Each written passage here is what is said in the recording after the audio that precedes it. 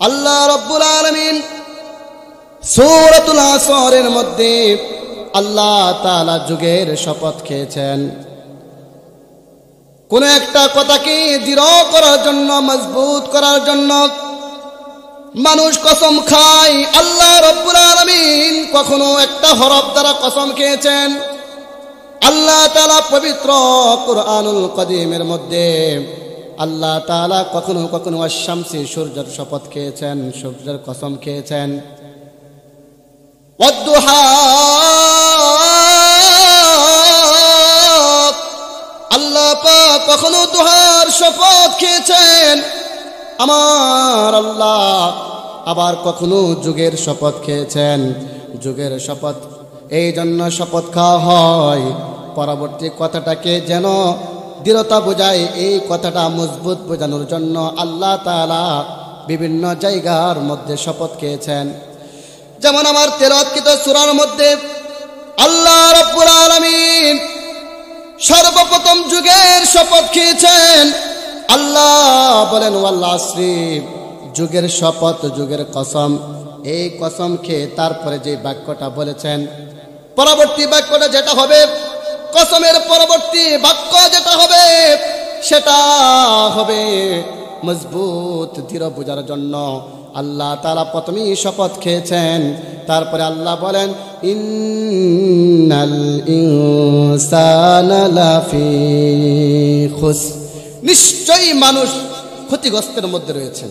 আবার চিন্তা করেন, আল্লাহ রাব্বুল আলামিন শপথ খেয়েছেন, যুগের শপথ খেয়ে আল্লাহ পাক বলতেছেন ইন্নাল ইনসানা লাফি খুসর, নিশ্চয়ই মানুষ ক্ষতিগ্রস্তের মধ্যে রয়েছে।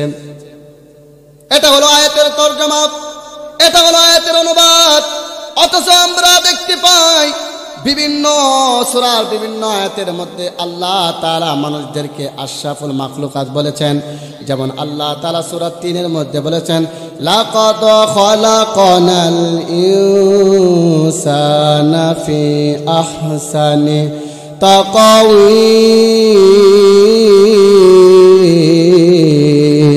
তাকওয়িম। আল্লাহ বলেন আমি মানুষকে সুন্দর অবয়ব দিয়ে সৃষ্টি করেছি। আল্লাহ তাআলা মানুষদেরকে সুন্দর অবয়ব দিয়ে সৃষ্টি করার পরও আল্লাহ বলেছেন মানুষ ক্ষতিগ্রস্তের মধ্যে রয়েছে। আল্লাহ তাআলা এক সূরার এক আয়াতের মধ্যে বলেছেন মানুষদেরকে আমি সুন্দর করে বানিয়েছি। আরেক সূরার আরেক আয়াতের মধ্যে আল্লাহ বলেন সেই মানুষটা কিন্তু ক্ষতিগ্রস্তের মধ্যে রয়েছে। এর কারণ কি? তার সমাধান কি দেওয়া হবে? আল্লাহ রাব্বুল আলামিন মানুষদেরকে 4টা পদার্থ দিয়ে বানাইলেন, মাটি, পানি, আগুন, বাতাস। এই 4 জিনিসের সংমিশ্রণ করে মানুষদেরকে বানাইলেন। আল্লাহ তাআলা এত কষ্ট, এত সুন্দর করে মানুষ বানানোর পর আল্লাহ বলতেছেন এই মানুষগুলাই ক্ষতিগ্রস্তের মধ্যে রয়েছে। আল্লাহ রাব্বুল আলামিন সূরাতুর রহমানের মধ্যে বলেন আল্লাহ তাআলা মানুষদেরকে কোরআন শিক্ষা দিয়েছেন। কোরআন শিক্ষা দিয়ে আল্লাহ তাআলা মানুষ সৃষ্টি করেছেন। মানুষ হলো আশরাফুল মাখলুকাত, সৃষ্টির সেরা। আল্লাহ তাআলা যত মাখলুক সৃষ্টি করেছেন সমস্ত মাখলুকের মধ্য থেকে সৃষ্টির সেরা হলো মানুষ। কিন্তু সেই মানুষ আল্লাহর বাসা অনুপাতে সৃষ্টির সেরা হওয়া সত্ত্বেও সেই মানুষটাকে নাকি ক্ষতিগ্রস্তের মধ্যে রয়েছে। এই দ্বন্দ্বের সমাধান কিভাবে দেওয়া যায়? আল্লাহ রাব্বুল আলামিন সূরাতুর রহমানের মধ্যে বলেছেন আর রহমান আল্লামাল কুরআন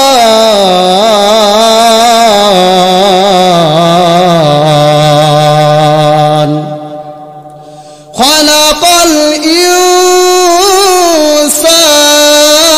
ইনসান। আল্লাহ রাব্বুল আলামিন বলেন দয়াময় আল্লাহ যিনি কোরআন শিক্ষা দিয়েছেন, কোরআন শিক্ষা দিয়ে তারপরে আল্লাহ বলতেছেন আমি মানুষ সৃষ্টি করেছি। মানুষ সৃষ্টি করে আল্লাহ বলেন আমি তাকে কথা বলার যোগ্যতা দিয়েছি। এখানে চেয়ারে বসে কথা বলার যোগ্যতা আমার না, আমার আল্লাহ। আমাকে মানুষের সামনে কথা বলার যোগ্যতা দিয়েছে। আর অনেকে তো এমন আছে কথা বলতে পারে না, কথাও শুনতেও পারে না। আল্লাহ রাব্বুল আলামিন আমাকে সেই ক্ষমতা দিয়েছেন। আল্লাহ বলেন আমি মানুষদেরকে সৃষ্টি করলাম, খলাকাল ইনসান, আমি মানুষদেরকে সৃষ্টি করলাম। আল্লাহ বলেন আমি কোরআন শিক্ষা দিয়ে মানুষদেরকে সৃষ্টি করলাম। মানুষদেরকে সৃষ্টি করে কিছু কিছু মানুষদেরকে বুবায় বানাইলাম, যারা কথা বলতে পারে তারা যেন শিক্ষা গ্রহণ করতে পারে। আমার আল্লাহ মানুষদেরকে বুবাও বানাতে পারে। আল্লাহ রাব্বুল আলামিন আমাদেরকে বুবা বানান নাই, আল্লাহ তাআলা মানুষ বানিয়েছেন, আবার বুবাও বানান নাই। আল্লাহ তাআলা কথা বলার যোগ্যতা আমাদেরকে দিয়েছেন। আবার আল্লাহ বলেন সেই মানুষটা ক্ষতিগ্রস্তের মধ্যে আছে। আল্লাহ বলেন ইন্নাল ইনসানা লাফি খুসর, নিশ্চয়ই মানুষ ক্ষতিগ্রস্তের মধ্যে আছে, নিশ্চয়ই মানুষ ক্ষতিগ্রস্তের মধ্যে আছে। বলেছিলাম ক্ষতিগ্রস্তের মধ্যে কারাম, আহারে নামাজ পড়ে তবু কি ক্ষতিগ্রস্তের মধ্যে? যারা নামাজ পড়ে না, যারা নামাজ পড়ে এই আয়াত দ্বারা তো কোনো পার্থক্য করা যায় না। যারা নামাজ পড়ে না, যারা নামাজ পড়ে, যারা যাকাত দেয় না, যারা যাকাত দেয়, আমরা তো জানি যারা যাকাত দিবে তারা তো ক্ষতিগ্রস্ত নাম। তাহলে যারা যাকাত দেয় না, যারা যাকাত দেয় তাদের মধ্যে তো কোনো পার্থক্য রইল না। আল্লাহ তাআলার এই আয়াত অনুপাতে বোঝা গেল যারা যাকাত আদায় করে এবং যারা যাকাত দেয় না সমস্ত মানুষ ক্ষতিগ্রস্তের মধ্যে রয়েছে। সামনে রমাদানুল মুবারক আসতেছে, রমজান মাসের মধ্যে যারা রোজা রাখবে তারা ক্ষতিগ্রস্ত হবে, যারা রোজা রাখবে না তারাও ক্ষতিগ্রস্ত হবে। ইন্নাল ইনসানা লাফি খুসর আয়াত দ্বারা এটি বোঝায়, মাফহুম এটি বুঝতে পারলাম। রমজান মাসের মধ্যে মানুষগুলো রোজা রাখবে, যারা রোজা রাখবে না তারা তো ক্ষতিগ্রস্ত হওয়ার কথা ছিল। আল্লাহ পাকের এই আয়াত দ্বারা বোঝা যায় যারা রোজা রাখবে, যারা রোজা রাখবে না, প্রত্যেকটা মানুষ ক্ষতিগ্রস্তের মধ্যে রয়েছে। তাহলে রোজা না রাখাই তো ভালো। এর ব্যাখ্যাটা সামনের আয়াতে আল্লাহ তাআলা করেছেন। আল্লাহ তাআলা এই আয়াতের ব্যাখ্যা সামনের আয়াত দ্বারা করেছেন, এই আয়াতের তাফসীর সামনের আয়াত দ্বারা করেছেন। প্রত্যেকটা মানুষ যারা দুর্নীতির মধ্যে আছে তারা তো ক্ষতিগ্রস্ত আমরা বুঝতে পারি। যারা দুর্নীতি করে না, যারা দুর্নীতি করে না তারা তো ক্ষতিগ্রস্ত হওয়ার কথা না। তাহলে এই আয়াত দ্বারা বোঝা যায় যারা দুর্নীতি করে না তারাও ক্ষতিগ্রস্তের মধ্যে রয়েছে। ইন্নাল ইনসানা লাফি খুসর, আল্লাহ বলেন নিশ্চয়ই মানুষ ক্ষতিগ্রস্তের মধ্যে রয়েছে। আল্লাহ বলেন তবে চারটা প্রোডাক্ট যার মধ্যে থাকবে তারা কোনোদিন ক্ষতিগ্রস্ত হবে না। দুর্নীতি বেড়ে গিয়েছে, বিগত 17 বৎসরে শুধু দুর্নীতি আর দুর্নীতি দেখেছি। তারা সাদর বান্দরে ছিল, যোগ্যতা ব্যক্তির, যোগ্যতা সম্পন্ন ব্যক্তির চাকরি হয় নাই। তার দাদা নানা কোন সময় মুক্তিযোদ্ধা ছিল, যদিও সে যোগ্যতা সম্পন্ন না হয় তার চাকরি দাঁড়ানো অবস্থায় ছিল, বলবে তো বলবে চাকরি হয়ে যাবে। মুক্তিযোদ্ধার মেয়ের জামাই চাকরি অবশ্যই তার জন্য প্রস্তুত লেডি আছে। কিন্তু পক্ষান্তরে যারা যোগ্যতা সম্পন্ন তার জন্য চাকরি ছিল না। আর যদি যোগ্যতা সম্পন্ন লোকদেরকে চাকরির আসনে বসাইত তাহলে এত দুর্নীতিবাজ আর পাওয়া যাইত না। গত 5 নভেম্বর গিয়েছিলাম ঢাকা বিশ্ববিদ্যালয়ের মধ্যে। আমার কপালের মধ্যে ছিল কালিমার পতাকা। আমরা 4 জন ফ্রেন্ড একসাথে ঢাকা বিশ্ববিদ্যালয়ের একটা ক্যাম্পাস দিয়ে হাঁটতেছি। গিয়ে দেখি বিশাল বড় জায়গা। একজন আমাকে বলতেছে, মামুন তুমি তো আজকে সেখান দিয়ে মাথার মধ্যে কালিমার পতাকা লাগা হাঁটতে পারতেছ বুক ফুলাইয়া।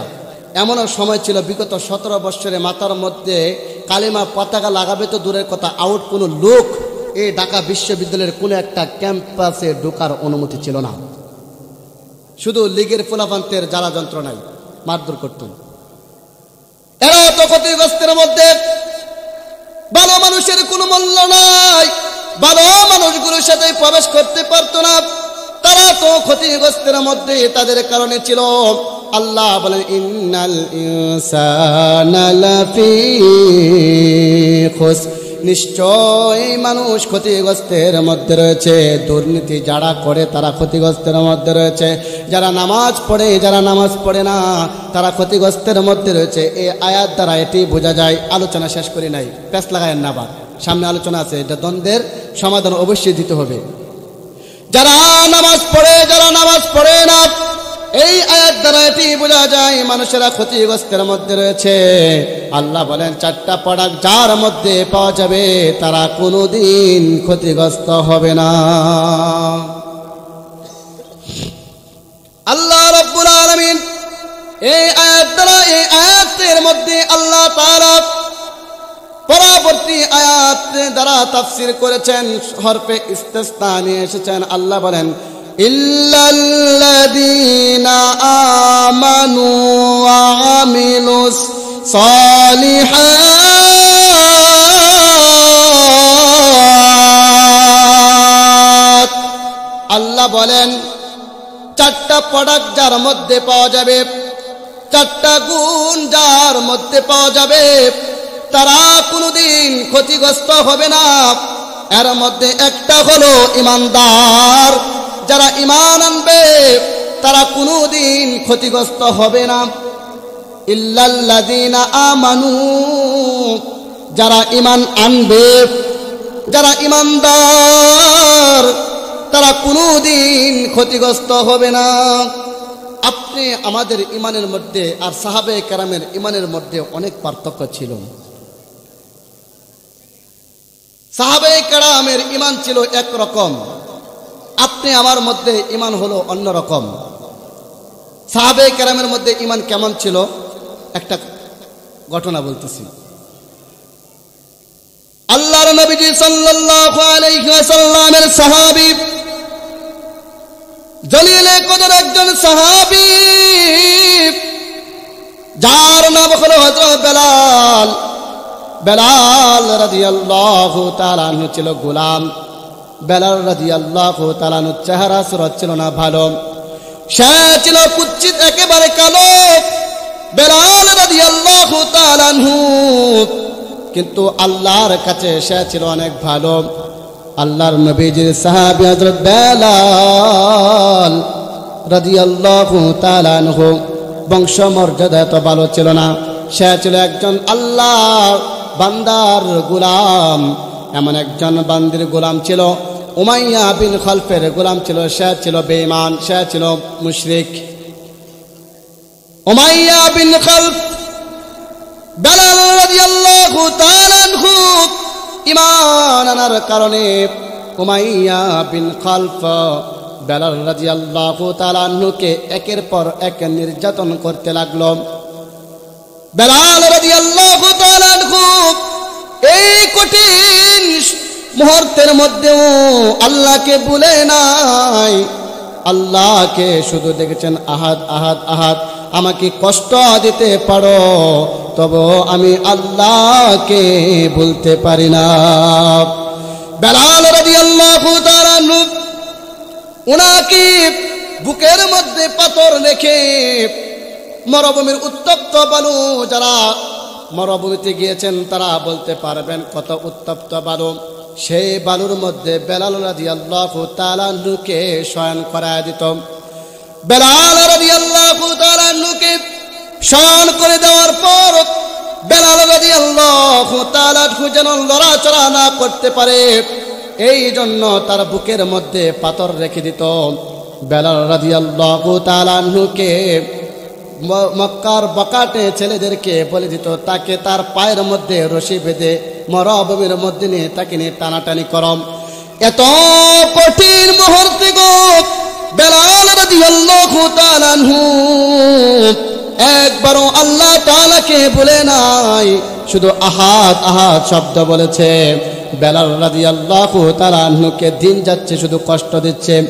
উমাইয়া বিন খালফ তাকে শাস্তি দেওয়ার পর বেলাল রাদিয়াল্লাহু তাআলা আনহুকে আরেকজন শাস্তি দেওয়ার জন্য আবু জাহেল রেডি থাকতো।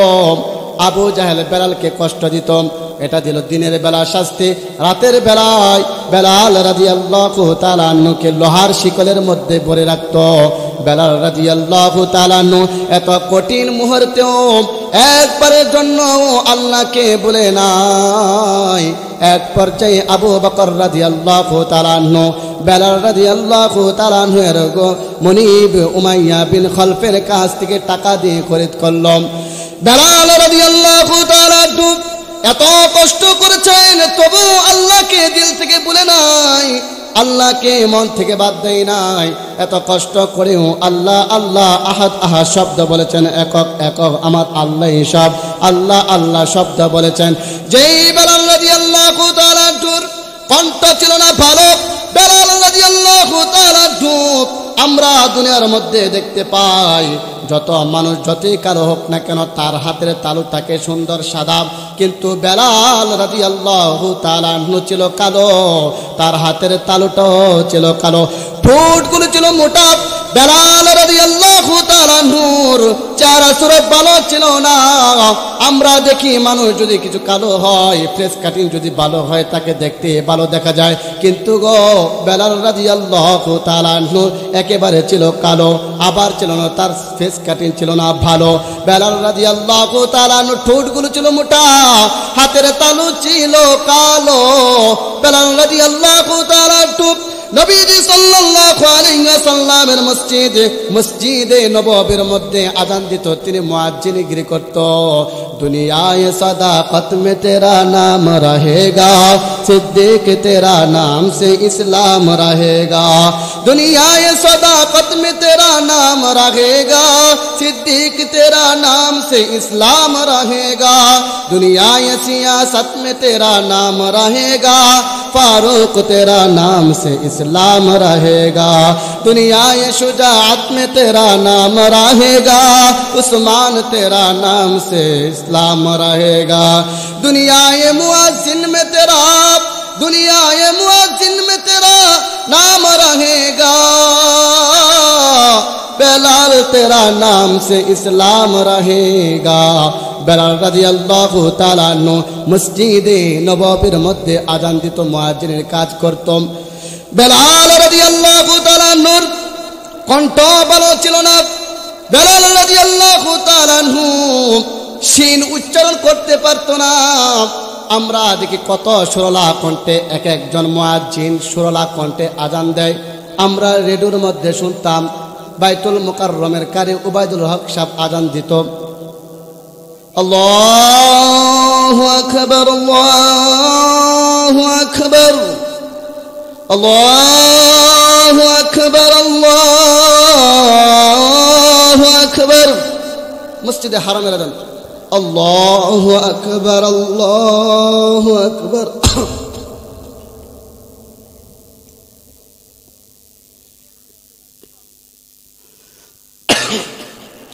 মসজিদে হারামের মধ্যে এক একভাবে আযান দেওয়া হয়। আমরা রেডিওর আযান একভাবে ছোট সময় শুনতাম, ছোট সময় দেখতাম রেডিওর মধ্যে কারি উবাইদুল হক সাহেব রহমতুল্লাহ আলাইহি উনি ওনার বাংলা কণ্ঠে সুরলা কণ্ঠে আযান দিত, কিন্তু সেই আযান শুধু মন ভরে শুনতাম। বেলাল রাদিয়াল্লাহু তাআলা আনহু কণ্ঠ কিন্তু এত ভালো ছিল না, কিন্তু তার আযানের বাক্যগুলো আল্লাহর কাছে অনেক ভালো ছিল। বেলাল রাদিয়াল্লাহু তাআলা আনহু মসজিদে নববীর মধ্যে আযান দিত, তিনি শিন অক্ষর উচ্চারণ করতে পারত না। শিন অক্ষর উচ্চারণ করতে না পেরে সাহাবে কেরাম বলতেছে, ইয়া রাসূলুল্লাহ ইয়া হাবিবাল্লাহ, আপনার সাহাবী বেলাল কিভাবে আযান দেয়, কণ্ঠ ভালো না, তার শিন অক্ষরও ভালো করে উচ্চারণ করতে পারে না। আপনার সাহাবী আপনি যেই মসজিদে নামাজ পড়ান, মসজিদে নববী, সেই মসজিদের একজন মুয়াজ্জিন, যে মসজিদের মুয়াজ্জিনের আজানের মধ্যে শিন উচ্চারণ হয় না, সিন উচ্চারণ হয়। আশহাদু আল্লা ইলাহা ইল্লাল্লাহ, আশহাদু আল্লা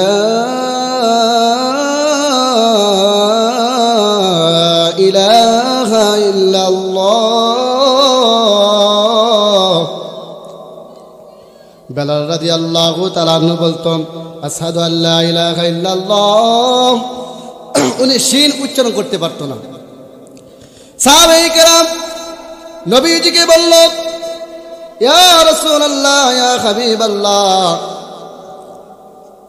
আপনি আপনার মসজিদের মুয়াজ্জিন বেলালকে মুয়াজ্জিনের পদ থেকে বাদ দেন, এমন একজন মুয়াজ্জিনকে নিযুক্ত করেন যেই মুয়াজ্জিনের কণ্ঠ ভালো, যেই মুয়াজ্জিন অক্ষরগুলো সুন্দর ভাষায় উচ্চারণ করতে পারে, মাখরাজ অনুযায়ী উচ্চারণ করতে পারে, এমন একজন মুয়াজ্জিন আপনার মসজিদের মধ্যে নিযুক্ত করেন। আল্লাহর নবীজি সাল্লাল্লাহু আলাইহি ওয়াসাল্লাম সাহাবায়ে কেরামের মন রক্ষার্থে বেলাল রাদিয়াল্লাহু তাআলা আনহুকে বলল, বেলাল, এশারের নামাজের আজান দিয়েছে। বেলালকে বলতে যায়, বেলাল, ফজরের সময় তুমি আজান দিতে পারবা না, কেন না আজানের শব্দ তোমার সঠিক না, তুমি শিন উচ্চারণ করতে পারো না, সিন উচ্চারণ করো, এই জন্য বেলাল তুমি আজান দিতে পারবা না। বেলাল রাদিয়াল্লাহু তাআলা আনহু নবীজির কথা শুনে আর এই দিন মসজিদে নববী থেকে রাত্রে বের হয় নাই। আল্লাহর নবীজি সাল্লাল্লাহু আলাইহি ওয়াসাল্লামের কথা শুনে বেলাল রাদিয়াল্লাহু তাআলা আনহু মসজিদে নববী থেকে বের হয় নাই। সমস্ত সাহাবায়ে কেরাম মসজিদে নববী ছেড়ে চলে গিয়েছে। বেলাল রাদিয়াল্লাহু তাআলা আনহু এশার নামাজের পর মসজিদের দরজা যখন লাগিয়ে দিল, বেলাল রাদিয়াল্লাহু তাআলা আনহু নামাজ পড়ে আল্লাহর কাছে দোয়া করতে চায়, আল্লাহ, কণ্ঠ তো তুমি দিয়েছ, আয় আল্লাহ, আজানের বাক্যগুলি তো তুমি দিয়েছ, আর আমি শিন উচ্চারণ করতে পারি না, আমার জবান দিয়ে শিন উচ্চারণ হয়ে যায়, আল্লাহ গো, এটা তো তুমি দিয়েছ। আয় আল্লাহ, আল্লাহর কাছে দোয়া করল, আল্লাহ। আল্লাহর নবী সাল্লাল্লাহু আলাইহি ওয়াসাল্লাম মসজিদে নববী থেকে আমার মুয়াজ্জিনের পথ বাদ দিয়ে দিয়েছে, তাতে কোনো কষ্ট নাই। আয় আল্লাহ, আপনি যদি নবীজিদেরকে বলে দিতেন যারা বংশমর্যাদা ভালো হবে, যারা সুন্দর হবে, তাদেরকে আপনি আপনার সাহাবী বানায় নেবেন, তাহলে তো আমি বেলাল প্রথম রাউন্ডে সাহাবী থেকে বঞ্চিত হয়ে যেতাম। আল্লাহ, তাতে কোনো কষ্ট নাই। বেলাল রাদিয়াল্লাহু তাআলা আনহু এশার নামাজের পর মসজিদ থেকে আর বের হয় নাই। মসজিদ থেকে বের না হয়ে আল্লাহর কাছে দুই হাত উঠিয়ে দোয়া করল। সেই দিন বেলাল রাদিয়াল্লাহু তাআলা আনহুর পরিবর্তে মসজিদে মুয়াজ্জিনের একজন সুরলা কণ্ঠে মুয়াজ্জিন নিযুক্ত করা হলো। আল্লাহর নবীজি সাল্লাল্লাহু আলাইহি ওয়াসাল্লামের মসজিদে নববীর মধ্যে একজন সুরলা কণ্ঠে মুয়াজ্জিন আজান দিল। আজান দেওয়ার পর সেদিন আর ফজর হয় নাই, সেদিন আর ফজর হয় নাই। নবীজি বলতে যাই, হাই, কি হয়ে গেল, আজান কখন হয়ে গিয়েছে, এখনো তো ফজর হচ্ছে না, কি আর করা যায়। এই মুহূর্তে আল্লাহ তাআলা জিব্রাইল আমিনকে পাঠাইল নবীজির কাছে। নবীজির কাছে জিব্রাইল আমিন এসে বলল, ইয়া রাসূলুল্লাহ, আজকে কি আজান হয় নাই? নবীজি সাল্লাল্লাহু আলাইহি ওয়াসাল্লাম বলল, জিবরিল ভাই, মসজিদের মধ্যে তো আজান হয়েছে, বেলালের আজানের তুলনায় আজকে সুন্দর কণ্ঠে আজান দেওয়া হয়েছে, তবু কি মনে করে আজান হয় নাই? তখন জিবরিল আলাইহিস সালাম বলল, ইয়া রাসূলুল্লাহ, ইয়া হাবিবাল্লাহ, এখনো আজান হয় নাই মনে হচ্ছে। আপনি বলতেছেন আপনার মসজিদের মধ্যে আজান দিয়ে দিছে, কিন্তু আজান তো হয় নাই। কেন না আপনার সাহাবী বেলাল বাঙ্গা কণ্ঠে যখন আজান দিত, তখন আসমানের সমস্ত ফেরেশতারা বেলাল রাদিয়াল্লাহু তাআলা আনহুর আজানের ধ্বনি শব্দ শুনতে পাইত। একভাবে বেলাল রাদিয়াল্লাহু তাআলা আনহুর আজানের শব্দটা আরশে আজিমের মধ্যে গিয়ে ধাক্কা লাগতো। আজকে তো আরশে আজিমের কাছে চলে যাবে তো দূরের কথা, এই যাকে দিয়ে আজান দিয়েছেন প্রথম আসমান পর্যন্ত কিন্তু পৌঁছে নাই। রাত শেষ হবে না, বেলালকে দিয়ে আজান দেওয়ার নবীজি সাল্লাল্লাহু আলাইহি ওয়াসাল্লাম তখন বেলালকে দিয়ে আজান দেওয়ালো। বেলাল রাদিয়াল্লাহু তাআলা আনহু বাঙ্গা কণ্ঠে আজান দিল। তার কণ্ঠ ভালো ছিল না, কিন্তু বেলাল আল্লাহর কাছে এত ভালো ছিল, তিনি নিজেকে আল্লাহর কাছে কবুল করে নিয়েছিল। আল্লাহর নবীজি সাহাবী বেলাল, নবীজি সাল্লাল্লাহু আলাইহি ওয়াসাল্লাম যখন দুনিয়া ছেড়ে চলে যান, বেলাল রাদিয়াল্লাহু তাআলা আনহু মসজিদে নববীর মধ্যে আর আজান দিবে না।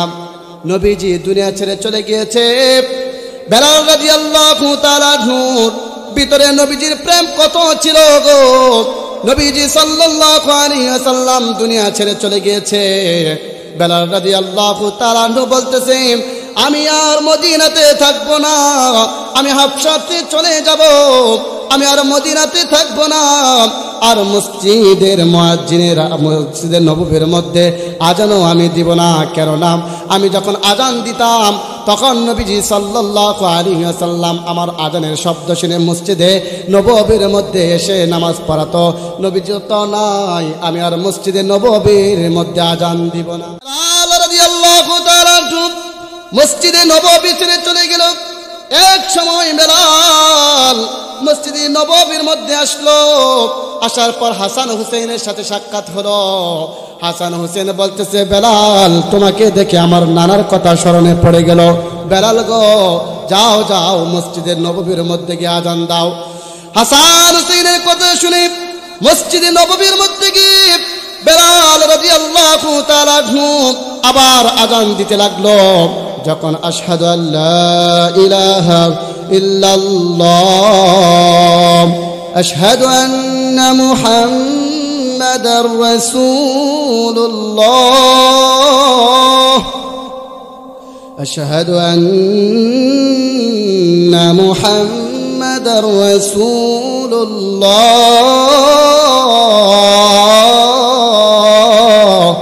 এই বাক্যটা বলল। বেলাল রাদিয়াল্লাহু তাআলা মসজিদের নববীর মিহরাবের মধ্যে তিনি হয়রান হয়ে পড়ে গেল। মক্কার মানুষেরা বলতেছে, মদিনার মানুষেরা বলতেছে, আই হায় অনেক দিন পরে গো বেলাল রাদিয়াল্লাহু তাআলা নূরের আওয়াজ শুনলাম, আজানের আওয়াজ শুনলাম। এই বাক্য বলার পর তো আর আওয়াজ শুনি না। বেলাল রাদিয়াল্লাহু তাআলা গিয়ে দেখে তিনি মসজিদে নববীর মিহরাবের মধ্যে তিনি অজ্ঞান হয়ে পড়ে রয়েছে। বেলাল রাদিয়াল্লাহু তাআলা কেন অজ্ঞান হয়ে পড়ে গিয়েছিল? আশহাদু আন্না মুহাম্মাদার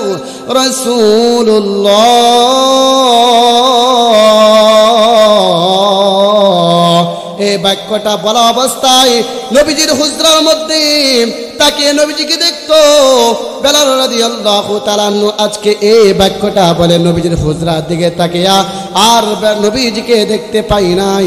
এই জন্য বেলাল রাদিয়াল্লাহু তাআলা মসজিদে নববীর হুজরার মধ্যে হয়রান হয়ে জ্ঞান হারা হয়ে পড়ে গিয়েছিল। এই হলো ইমানদারের একটা গুণ। যাদের মধ্যে ঈমান থাকবে, বলেছিলাম চারটা প্রোডাক্ট যার মধ্যে থাকবে তারা ক্ষতিগ্রস্ত হবে না। এর মধ্যে থেকে একটা হলো ইমানদার। ঈমান যার মধ্যে আছে তারা কোনোদিন ক্ষতিগ্রস্ত হবে না। 2 নাম্বার হলো ওয়ামিলুস সলিহাত,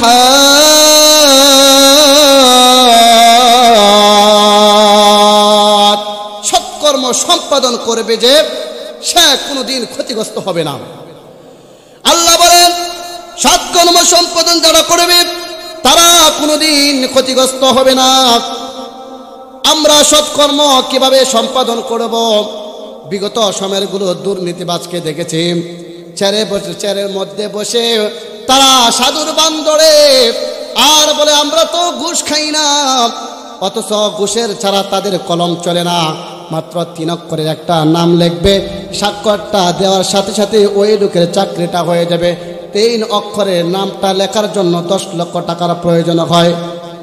দুর্নীতির ওই আখড়ায় বসে জাহির করে জ্ঞান কলম দিয়া কামাই টাকা আবার ধরে সাধুর বান ওরা শিক্ষিত শয়তান ওরা শিক্ষিত শয়তান ওরা শিক্ষিত শয়তান ওরা শিক্ষিত শয়তান দুর্নীতির ওই আখড়ায় বসে আমার সাথে পারলে বলতে পারেন দুর্নীতির ওই আখড়ায় বসে জাহির করে জ্ঞান কলম দিয়া কামাই টাকা আবার ধরে সাধুর বান ওরা শিক্ষিত শয়তান ওরা শিক্ষিত শয়তান ওরা শিক্ষিত শয়তান ওরা শিক্ষিত শয়তান ওরা হলো দেশের লাগি মহামারীর মতন ফাইলে কলম টেকাইয়া চালায় ওরা নির্যাতন ওরা হলো দেশের লাগি মহামারীর মতন ফাইলে কলম ঠেকাইয়া চালায় ওরা নির্যাতন ঘুষের টাকাই ওদের বুড়ি ঘুষের টাকাই ওদের বুড়ি করে যে টান টান ওরা শিক্ষিত শয়তান বলো ওরা শিক্ষিত শয়তান ওরা শিক্ষিত শয়তান ওরা শিক্ষিত শয়তান শিক্ষাঙ্গনের দিকে বাইরে দেখো না চোখ মিলিয়া ছাত্ররা সব ছাড়িয়া আছে শুধু প্রেম লইয়া শিক্ষাঙ্গনের দিকে বাইরে দেখো না চোখ মিলিয়া ছাত্রীরা সব ছাড়িয়া আছে শুধু প্রেম লইয়া অস্ত্র সে তো সঙ্গের সাথী অস্ত্র সে তো সঙ্গের সাথী হইতে মস্তান ওরা শিক্ষিত শয়তান বলো ওরা শিক্ষিত শয়তান ওরা শিক্ষিত শয়তান ওরা শিক্ষিত শয়তান পীরগিরিয়ার মাজার পূজা দেশটা গেছে ছড়িয়া শিরকিয়ার বন্ডামিতে দেশটা গেছে বরিয়া পীরগিরিয়ার মাজার পূজা দেশটা গেছে ছড়িয়া শিরকিয়ার বন্ডামিতে দেশটা গেছে বরিয়া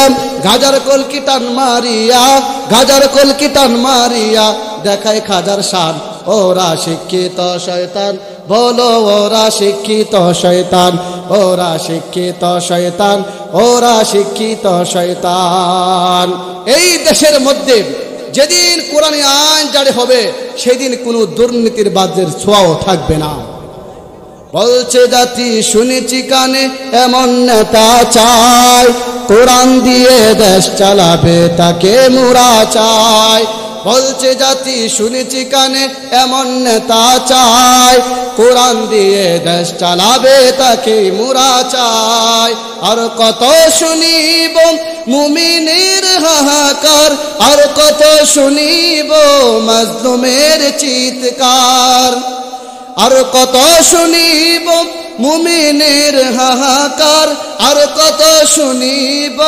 মাজলুমের চিৎকার নেই কেহ কিনে সান্ত্বনা দেবার বলছে জাতি শুনেছি কানে এমন নেতা চাই কোরআন দিয়ে দেশ চালাবে তাকেই মুরা চাই কোরআন হাদিস বুঝে যারা রাষ্ট্রপ্রধান হবে তারা কোরআন হাদিস বুঝে যারা রাষ্ট্রপ্রধান হবে তারা থাকবে না কোনো দুর্নীতির ছোঁয়া বলছে জাতি শুনেছি কানে এমন নেতা চাই কোরআন দিয়ে দেশ চালাবে তাকে মুরা চাই এটা আমার বানানো একটা গজল তো আল্লাহ রাব্বুল আলামিন বলেন চারটা প্রোডাক্ট যার মধ্যে পাওয়া যাবে সেই ব্যক্তিরা ক্ষতিগ্রস্ত হবে না এর মধ্যে থেকে এক নাম্বার হলো ঈমান ইল্লাল্লাযীনা আমানু ওয়া আমিলুস সালিহাত এক নাম্বার হলো ঈমানদার যারা ঈমান আনবে যে ক্ষতিগ্রস্ত হবে না সে দুই নাম্বার সৎকর্ম সম্পাদন করবে যে মাহফিলের আয়োজন করা সৎকর্ম সম্পাদন করার মতো সৎকর্ম সম্পাদন করবে যে ক্ষতিগ্রস্ত হবে না সে তিন নাম্বার হলো ওয়াতাওয়াসাউ বিল হাক্কি ওয়াতাওয়াসাউ বিস সাবর সত্যের তাকিদ করে যে তারা ক্ষতিগ্রস্ত হবে না এবং ধৈর্যের কথা বলে যে তারা ক্ষতিগ্রস্ত হবে না দেখতেছে এখানে অন্যায় কাজ হচ্ছে না না এটা করা যাবে না এই মিয়া সত্য কথাটা বলে দাও সত্যের তাগিদ করে সত্যর কথা বলে এই মিয়া সত্য কথা বলো সত্যের দিকে তাদেরকে তাগিদ করে তারা ক্ষতিগ্রস্ত হবে না সন্তান মারা গিয়েছে অল্প বয়সে সন্তান মারা গিয়েছে, বাবার কাঁধের মধ্যে সন্তানের লাশের খাটিয়া ওঠা যে কত কষ্টকর। যারা বাবার কাঁধের মধ্যে সন্তানের খাটিয়া নিয়েছে তারা বলতে পারে, আর যারা নেই তারা বলতে পারবে না। বাবা নিজ হাতে যারা সন্তানকে নিজ হাতে দাফন করেছে, যারা সন্তানকে নিজ হাতে দাফন করেছে, গোসল দিয়েছে, তারা বুঝতে পারে সন্তানকে গোসল দেওয়া যে কত কষ্টকর। সন্তানের লাশের খাটিয়া তাদের মধ্যে লওয়া যে কত কষ্টকর। এই কঠিন মুহূর্তের মধ্যে তাদেরকে ধৈর্যের কথা বলা, ও ভাই ধৈর্য ধরো, আল্লাহ তোমাকে ইমতিহানের মধ্যে ফেলে দিয়েছে, পরীক্ষার মধ্যে ফেলে দিয়েছে, কোনো টেনশন করিও না ভাই, ধৈর্য ধরো, ধৈর্যের কথা বলা। এই জন্য সন্তান যাদের দুনিয়া ছেড়ে চলে গিয়েছে তাদেরকে সান্ত্বনা দেওয়া, তাদেরকে ধৈর্যের কথা বলা, তাদেরকে ধৈর্যের কথা বলা। যাদের এমন অবস্থা হয়েছে অল্প বয়সে অনেক কিছু হারিয়ে ফেলেছে তাদেরকে ধৈর্যের কথা বলা। অল্প বয়সে অনেক কিছু সে হারানোর দরকার হারিয়ে ফেলেছে, সন্তানকে অনেক কিছু দিতে পারে নাই, তাদেরকে ধৈর্যের কথা বলা। ওয়াতাওয়াসাউ বিস-সাবর, তাদেরকে ধৈর্যের কথা বলা। তাহলে যেটা বলতেছিলাম, আল্লাহ বলেছেন, যুগের শপথ খেয়ে বলেছেন, ইন্নাল ইনসান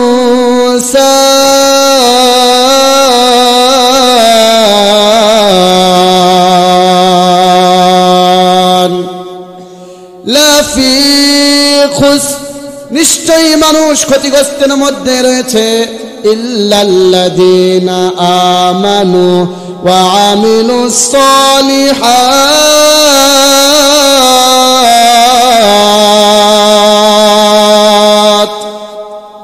যারা ঈমান আনবে তারা ক্ষতিগ্রস্ত হবে না, যারা নেক কাজ সম্পাদন করবে তারা ক্ষতিগ্রস্ত হবে না। ওয়াতাওয়াসাউ বিল হাক্কি ওয়াতাওয়াসাউ বিস-সাবর, যারা সত্যের দিকে তাকিদ করবে, ভালো কাজ করার জন্য তাকিদ করবে। যুবকরা মাহফিলের আয়োজন করেছে, তোমরা সামনে বছর মাহফিলের আয়োজন করবা, এই বলে তাদেরকে উৎসাহ অনুপ্রেরণা দেওয়া, তাদের ব্যাপারে সমালোচনা না করা, না জানি মাহফিলের টাকাগুলি কি করে হয়, যুবকরা কিভাবে মাহফিল চালাবে, তাদেরকে বরঞ্চ উদ্বুদ্ধ করা, তোমরা কাজ করে যাও, যদি কোনো সময় কোনো সমস্যার সম্মুখীন হও, কোনো কিছু লাগলে আমাদেরকে বলবা। এভাবে ওয়াতাওয়াসাউ বিল হাক্কি ওয়াতাওয়াসাউ বিস-সাবর, সত্যের দিকে তাকিদ করা এবং ধৈর্যের দিকে তাকিদ করা। বিপদে পড়েছে ধৈর্য ধরো, যা কোনোভাবে অর্থনৈতিক বিপদে পড়েছে ধৈর্য ধরো, বিভিন্ন ধরনের বিপদে পড়েছে ধৈর্য ধরো। ফেরাউনের বিবি আসিয়া, ফেরাউনের সাথী ছিল আসিয়া আলাইহিস সালাতু ওয়াস সালাম। ফেরাউন আসিয়াকে বলতেছে, এই আসিয়া তুমি আমাকে খোদা মানো, আনা রাব্বুকুমুল আলা।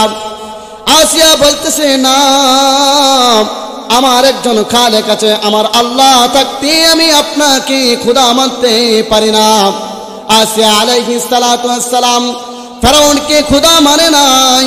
এমন সময় আসিয়া আলাইহিস সালামকে শাস্তি দিতে লাগলো, তার দুই হাতের মধ্যে পেরাক লাগিয়ে দিল, পায়ের মধ্যে পেরাক লাগিয়ে দিল। এই কঠিন মুহূর্তের মধ্যেও আসিয়া আলাইহিস সালাতু ওয়াস সালাম বলতেছে, ও আমার স্বামী, আপনি আমাকে জানে মেরে ফেলতে পারেন, আপনি আমাকে বিভিন্ন ধরনের কষ্ট দিতে পারেন, তবুও আমি আল্লাহকে বলতে পারবো না। আমার একজন আল্লাহ আছে, সেই আল্লাহ থাকা অবস্থায় আমি আপনাকে খোদা মানতে পারি না। ফেরাউন বলে, আনা রাব্বুকুমুল আলা। ফেরাউন জাতির কাছে বলে, আনা রাব্বুকুমুল আলা, আমি হলাম সবচেয়ে বড় প্রভু। কিন্তু তার ঘরের মানুষ আসিয়া কিন্তু তাকে প্রভু হিসেবে স্বীকৃতি দেয় নাই। আসিয়া আলাইহিস সালাতু ওয়াস সালাম কত কষ্ট করেছেন। আসিয়া আলাইহিস সালাতু, তিনি সত্যের মধ্যে ছিল, তিনি ধৈর্য ধারণ করেছিল, ধৈর্যের পরিচয় দিয়েছিল। আসিয়া আলাইহিস সালাতু ওয়াস সালাম এই কঠিন মুহূর্তের মধ্যেও ফেরাউনকে কিন্তু খোদা হিসেবে স্বীকৃতি দেয় নাই। আল্লাহর নবীজি সাল্লাল্লাহু আলাইহি ওয়াসাল্লামের বিবি খাদিজাতুল কুবরা যখন মারা যায়, খাদিজা মারা যাওয়ার পর আল্লাহর নবীজি বলতেছে, খাদিজা রে, তোমাকে যখন দাফন করা হবে, জান্নাতের মধ্যে তোমার দুইজন সতীনের সাথে সাক্ষাৎ হবে। দুইজন সতীনের সাথে সাক্ষাৎ হওয়ার পর তুমি আমাকে সালাম দিবা, আমার সালামটা তাদের কাছে পৌঁছায় দিবা। খাদিজা বলতেছে, ইয়া রাসূলুল্লাহ, ইয়া হাবিবাল্লাহ, আপনি এগুলি কি বলেন? আমি হলাম আপনার পহেলা বিবি, তাহলে আমার আবার সতীন কে বাবা কারা হবে জান্নাতের মধ্যে? নবীজি সাল্লাল্লাহু আলাইহি ওয়াসাল্লাম বলল, খাদিজা, তোমাকে দাফন করার পর তুমি জান্নাতে চলে যাওয়ার পর তোমার দুইজন সতীনের সাথে সাক্ষাৎ হবে। একজন হলো ফেরাউনের বিবি আসিয়া আলাইহিস সালাতু ওয়াস সালাম, আর একজন হলো ঈসা আলাইহিস সালামের মা মারিয়াম আলাইহিস সালাতু ওয়াস সালাম। কেন নাম এই দুইজনের সাথে সাক্ষাৎ কেন হবে? আল্লাহ রাব্বুল আলামিন জান্নাতের মধ্যে এই দুইজনের সাথে আমার বিবাহ ঘটায় দিবে। আসিয়ারে, জান্নাতের মধ্যে আসিয়ার সাথে আমার বিবাহ হবে। ওই খাদিজা, জান্নাতের মধ্যে মারিয়ামের সাথে আমার বিবাহ হবে। কেননা আসিয়া আলাইহিস সালাম ছিল, তার স্বামী ছিল ফেরাউন তাকে অনেক কষ্ট দিয়েছিল, নির্যাতন করেছিল। এই কঠিন মুহূর্তে ফেরাউনের স্ত্রী আসিয়া আল্লাহকে বলে নাই, আল্লাহ রাব্বুল আলামিন আসিয়া আলাইহিস সালামকে জান্নাতের মধ্যে আমার সাথে বিবাহ করা দিবে। দুই নাম্বার হলো ঈসা আলাইহিস সালামের মা, তার কোনো স্বামী ছিল না। আল্লাহ রাব্বুল আলামিন জান্নাতের মধ্যে ঈসা আলাইহিস সালামের মা মারিয়ামের সাথে আমার বিবাহ করা দিবে। এই জন্য তুমি জান্নাতে গিয়ে সাক্ষাৎ হবে তোমার দুইজন সতীনের সাথে। সেই দুইজন সতীনকে আমার সালামটা পৌঁছা দিবা। খাদিজাতুল কুবরা রাদিয়াল্লাহু তাআলা আনহা, খাদিজাতুল কুবরা রাদিয়াল্লাহু তাআলা আনহা, তিনি মারা যাওয়ার আগে নবীজিকে বলতেছে, ইয়া রাসূলুল্লাহ, ইয়া হাবিবাল্লাহ, আমি যখন দুনিয়া ছেড়ে চলে যাব, বাজার থেকে কাপড় আনা কোনো দরকার নাই, আপনার গায়ের একটা জুব্বা দিয়ে আমার কাফনের ব্যবস্থা করবেন। কেননা কাফনের কাপড় দিয়ে, আপনার জুব্বা দিয়ে কাফনের ব্যবস্থা করলে মুনকার নাকির যখন আসবে, আপনার এই কাপড়ের বদলতে হতে পারে আল্লাহ তাআলা আমাকে জান্নাত দিয়ে দিবে। কেননা এই জুব্বাটা আপনার শরীরের মধ্যে লেগে দিয়েছে, আপনি নিজে পড়েছিলেন। আরেকটা শর্ত দিয়েছিল, ইয়া রাসূলুল্লাহ, ইয়া হাবিবাল্লাহ, আমি যখন মারা যাব, যাই কবরের মধ্যে আপনি আমাকে নিয়ে কবরের মধ্যে নামবেন, অন্য কোনো মানুষ নামতে পারবে না। আসিয়া আলাইহিস খাদিজাতুল কুবরার কথা শুনে নবীজি সাল্লাল্লাহু আলাইহি ওয়াসাল্লাম বলল, আরে আমি কিভাবে তোমাকে নিয়ে নামবো? ঠিক আছে, তোমার প্রশ্নের জবাবটা আমি কিভাবে দেব? খাদিজা বলল, ইয়া রাসূলুল্লাহ, ইয়া হাবিবাল্লাহ, আপনি আমার প্রশ্নের জবাবটা দিয়ে দিবেন। খাদিজার কথা শুনে নবীজি বলল, খাদিজা রে, তুমি মারা যাওয়ার পর কাফনের ব্যবস্থা করা যাবে, ঠিক আছে, দাফনেরও ব্যবস্থা করা যাবে, আমি নিজে নিয়ে তোমাকে নিয়ে কবরে নামবো, কিন্তু তোমার প্রশ্নের জবাব আমি কিভাবে দিব? খাদিজাতুল কুবরা বলল, ইয়া রাসূলুল্লাহ, ইয়া হাবিবাল্লাহ, আপনি আমাকে দাফন করে কবরের আশেপাশে আপনি হাঁটাহাঁটি করবেন, কবর থেকে আসতে পারবেন না। আপনি যদি কবরের আশেপাশে হাঁটাহাঁটি করেন, এই বরকতে আল্লাহ তাআলা আমার প্রশ্নটা সহজ করবে। আল্লাহর নবী সাল্লাল্লাহু আলাইহি ওয়াসাল্লাম বিবিকে নিয়ে কবরে নামলেন। বিবিকে নিয়ে কবরে নামার পর আল্লাহর নবী সাল্লাল্লাহু আলাইহি ওয়াসাল্লাম, আমাদের মধ্য থেকে কেউ যখন মারা যায় তার মুখটাকে কিবলার দিকে ফিরিয়ে দেয়, কি বলেন? কিবলার দিকে ফিরিয়ে দেয়। নবীজি সাল্লাল্লাহু আলাইহি ওয়াসাল্লাম খাদিজাতুল কুবরা রাদিয়াল্লাহু তাআলা আনহার চেহারাটা কিবলার দিকে ফেরানোর চেষ্টা করে, কিন্তু কিবলার দিকে ফেরানোর সাথে সাথে আল্লাহ তাআলা খাদিজাতুল কুবরা চেহারাটাকে আকাশের দিকে ফিরিয়ে দেন। একবার চেষ্টা করে কিবলার দিকে, আল্লাহ তাআলা আবার আকাশের দিকে ফিরিয়ে দেন। এটা কি হয়ে গেল? নবীজি চিন্তায় পড়লেন, কিন কর্তব্য বিমির হয়ে গেল, হাই হাই কি হয়ে গেল? শত চেষ্টা করেও তো আমি খাদিজার চেহারাটাকে কিবলার দিকে রাখতে পারতেছি না। এই সময়ে আল্লাহ তাআলা জিবরিল আমিনকে পাঠাইলো। জিবরিল আমিনকে পাঠানোর পর জিবরিল আলাইহিস সালাম বলল, ইয়া রাসূলুল্লাহ, ইয়া হাবিবাল্লাহ, আপনি শত চেষ্টা করেও খাদিজার চেহারা কিবলার দিকে দিতে পারবেন না। কেননা আমার আল্লাহ তার চেহারাটাকে আকাশের দিকে ঘুরিয়ে দেন, আল্লাহ তাআলা তার আরশের মধ্যে থেকে খাদিজার চেহারা দেখবেন। এই জন্য ঈমান যার ভিতরে থাকবে ক্ষতিগ্রস্ত হবে না সে, সৎকর্ম সম্পাদন করবে যায় ক্ষতিগ্রস্ত হবে না সে, সত্যের দিকে তাকিদ করবে যায় ক্ষতিগ্রস্ত হবে না সে, ধৈর্যের কথা বলবে যায় ক্ষতিগ্রস্ত হবে না সে। এই চারটা পরাক যার মধ্যে থাকবে ওই সমস্ত মানুষ ক্ষতিগ্রস্ত হবে না। পক্ষান্তরে যদি না থাকে তাহলে ওই লোকটা ক্ষতিগ্রস্ত হবে।